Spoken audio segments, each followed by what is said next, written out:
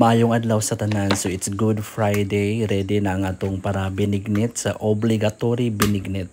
Then try ko bunot guys. Ilisod man o so si Baji lang nag-rescue na ako. So ang kamuti naghinlo na siya. So dapat hinluan na siya kay nain lang nga mga lapok. Then ako nagpanit sad ko sa saging. And then mag-slice sad ko ana.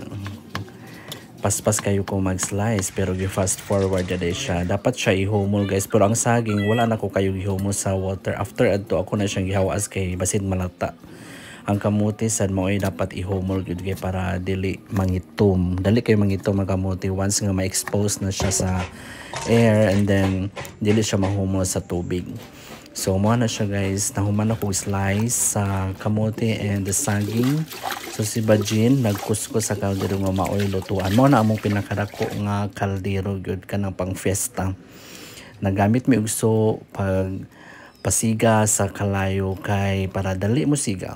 And then mao na siya tak-ang na dayon naggudgod sa lubi. Paspas kayo mo gudgod o nagkayo mo gudgod si Barayng. Yan, siga na kayo. So mo ni guys, so pag bukaw na nagpabukal kog tubig na gilunod dayon ang landang and then gi-follow sad nako ang sago. Mo na siya dapat pabukalan og taman and then kay dugay to siya maluto.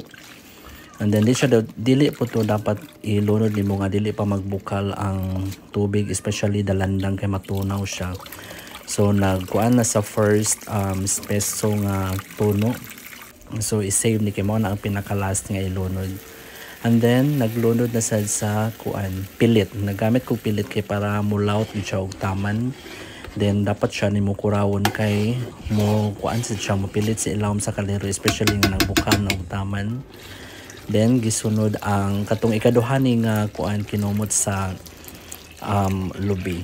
So this is dili na ang espiso ha, so gi-follow ang kamote. And then kani si Baray nagdinanghag, so giapil og lunod ang kalderin. Ayan, nakulbaan na siya guys kay basig kasab-an ako, charot. Gi-follow na ang saging, so gigamitan na og luwag kay basin na sa malunod na sa ng plastic.